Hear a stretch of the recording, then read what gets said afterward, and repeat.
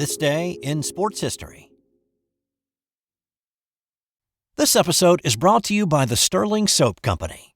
I'm a big fan of shave soap. I've been using different brands for years, and I recently gave Sterling's shave soaps a try, and I've been very happy with the results.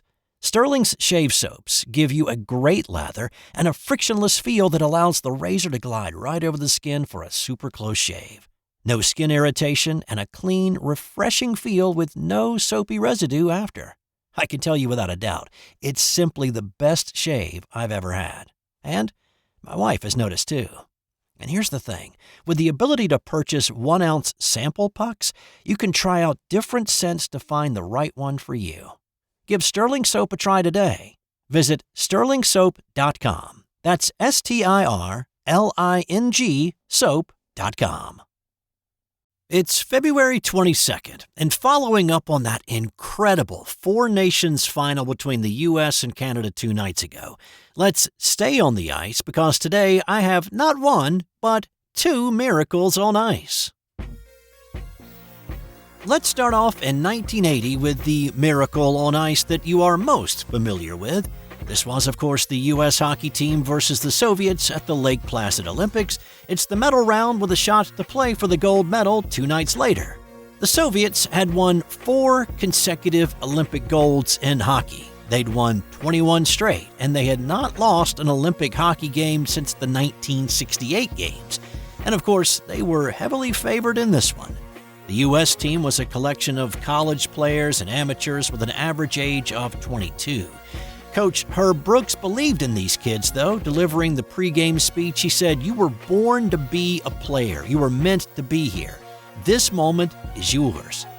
These 2 teams had played a week before the Olympics began, and the Soviets had treated the U.S. college boys like a youth hockey team, winning 10-2 in that pre-Olympic warm-up. And this night started off similarly in that the Soviets were dominating play, and they scored the first goal. But the U.S. kids tied it up about 5 minutes later. Now, here's audio from that night that you may not have heard before, along with Al Michaels, who was calling the game with Ken Dryden that night for ABC television. ABC Radio's Curt Chaplin was also there. He was only tasked with getting some post-game interviews, but since he was there, he found a spot away from the press box and he started recording into his cassette player. Here's Chaplin's call of that first tying goal. 1-0 Russia with 6:01 to play in the first period. Here comes Schneider. Score! The Soviets took the lead back a few minutes later, but what happened in the closing seconds of that period started to really define this game as the miracle on ice. 15 seconds to go in the period and it's cleared out. Morrow's got to come back into his own zone to get it with 10-9 now left in the period. A drop pass for Christian with 6 seconds. Comes to the red line and shoots one in. Up the pants! Here's Johnson! He scored! It's good with no time left on the clock! Mark Johnson! No time left on the clock! It's going to count! The U.S. ties the game 2-2! And the Soviets are banging their sticks on the ice. A poor play by goalie Tretiak, who let that rebound come right out in front. It was Mark Johnson who swooped in and shot it behind him. The Soviets reclaimed the lead again in the second, and they took a 3-2 advantage into the third. It stayed that way until the U.S. had a power play opportunity, and they took advantage of it.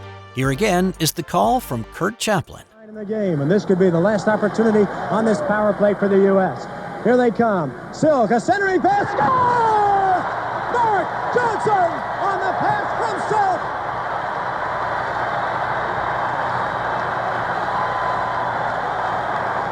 It's a tie hockey game. Who would have believed it? Now tied at 3 after Johnson's second goal, it had everybody in the place wondering what was going on and if the unthinkable could really become a reality. Could these U.S. kids actually beat the Soviet juggernaut? Well, after dumping the puck into the zone for a line change, the fresh American skaters on the ice pounced on the loose puck again. Off his hands to the far corner. Pavlich comes over. It's knocked down. Aruzioni shoots! Scores! Aruzioni has scored on the United States Legion 4-3! They are going crazy!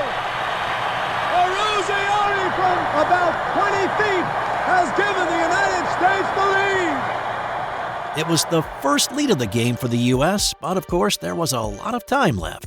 10 minutes remained, which is a lot of time to hold off an all-out Soviet blitz on the American netminder Jim Craig.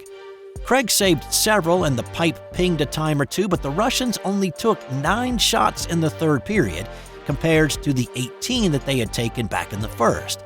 They also did not pull their goalie for a 6-on-5 advantage as time ticked down under a minute. The Soviet coach did not believe in it, and he had never practiced pulling the goalie for the extra skater. As the end of the game approached, Al Michaels, who was calling the game for ABC that night, uttered those famous words. Still loose, 11 seconds. You've got 10 seconds. The countdown going on right now. Morrow, up to Silk. 5 seconds left in the game. Do you believe in miracles? Yes! Unbelievable.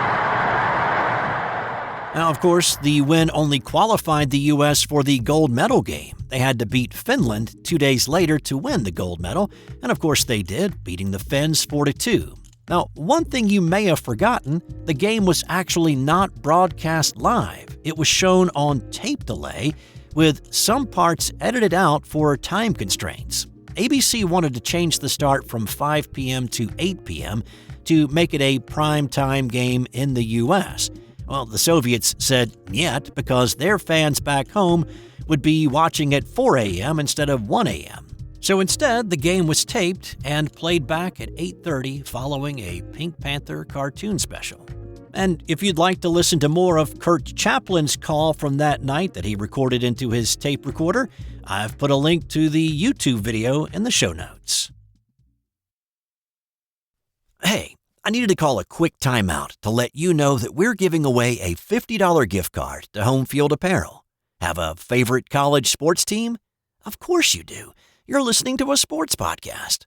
Well, Homefield Apparel has all the great gear so you can support your team in style.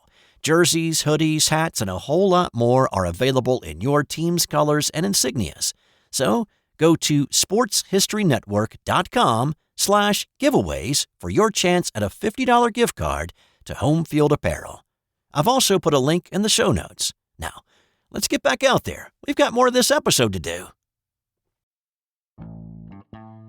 Moving on to miracle number 2, and while this one did not resonate worldwide like the U.S.'s performance back in 1980, 40 years later in 2020, it was nearly as impressive to Carolina Hurricanes fans. The Canes were on the road for a matchup with the Toronto Maple Leafs. James Reimer got the start in goal for the Canes against his former team, but after he was crushed in the crease in the first period, he left the game with a lower body injury. Enter Peter Mrazek, who was coming off a loss a few nights prior. In the second period, Mrazek came way out of his crease to play the puck, and he had a hard collision with the Leafs' Kyle Clifford. Flurry, point to point. Joel Edmondson off a defensive stick off Spencer. Mrazek well out. A heavy collision with Gauthier, and Mrazek is down, and it all breaks out. My gosh, I'm sure every Hurricanes fan is thinking, is Mrazek okay? Because the emergency goalie would have to come in the hockey game. And as Hurricanes analyst Trip Tracy quickly pointed out, that's exactly what happened. And so the designated emergency goalie David Ayers, the 43-year-old guy who drove the Zamboni for the Toronto Marlies, an affiliate of the Leafs, stepped onto the ice. Now, the highest level of hockey that Ayers had ever played was Junior B in Canada, which is below Junior A, a step below Major Junior. Well, you get the idea. He was not a guy who had ever sniffed the NHL. And here he was in goal for the Canes, a team that harbored legit Stanley Cup aspirations with a 3-1 lead at that point.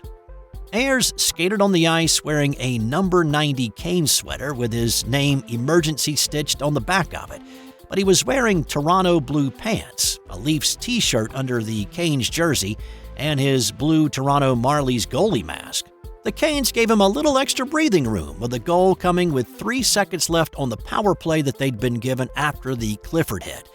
Ayers gave 2 back, though, on the first 2 shots he faced, and the game was nearly tied heading into intermission if he had not made a really good stop as time wound down. Green strike along the boards. Tavares centering pass, a chance. Ayers said no. It's loose in the crease. He's got it. Austin Matthews chopping at one, and David Ayers comes up big. What a night tonight. What happened? When the team skated back out on the ice to start the final period, Ayers was now decked out in all Canes gear.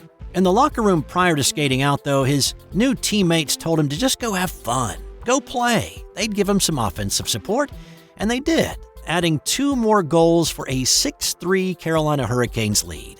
And Ayers calmed down between the pipes and played solid hockey, making 7 saves on 7 shots in the third period. 40 years ago today was a miracle on ice, Jim, but I don't know what you make of this so far tonight. This is a miracle on ice. They might put this guy in the plane and fly him back to Raleigh for a parade tomorrow. 3 seconds left. Here's Clifford. Stopped by David Ayers. The Carolina Hurricanes surround him and defeat the Toronto Maple Leafs 6-3. I'm sure that sweater goes to the Hall of Fame. Number 90 will live on for the Carolina Hurricanes, 42 years of age. Ayers was the first emergency goalie in NHL history to ever be credited with a win. He was one of the 3 stars to skate on the ice after the game, and he became a hero to Canes players and fans and really everybody who had ever dreamed of lacing up the skates to play in the NHL. On this day in 1959, it was the first Daytona 500 race held at the brand new racetrack. From 1936 through 1958, the Daytona race had been run on the beach and through downtown Daytona. But here on a new 2.5-mile track in front of more than 40,000 fans, 59 cars took the green flag. By the end of it, there were only 2 cars on the lead lap. Lee Petty took the lead from Johnny Beauchamp with 3 laps to go. On the final lap, the 2 battled it out door to door all the way to the checkered flag, with both Petty and Beauchamp claiming that they had won by at least 2 feet. Beauchamp was declared the winner, and he headed off to the winner's circle. It took the head of NASCAR, Bill France, 3 days of looking at photographs and film footage to determine that it was actually Lee Petty who crossed the line first, and the error was finally corrected. And on this day in 1967, the slingshot goalpost became the standard in the NFL, eliminating the use of the H-frame posts. It was still located at the front of the end zone at this point for a few more years, and it would not be until the 1974 season that the goalposts would be moved to the back of the end zone. And time now for today's That's Got Nothing to Do with Sports fun fact. There is the oft-asked question, which came first, the chicken or the egg, to start a cyclical conversation? Well, screw that one. But in the never-asked question, which came first, the book or the library, we know the answer to that one. Libraries predated books by about 1,500 years. The first library was in Assyria in modern-day Iraq, and it was a repository for stone tablets.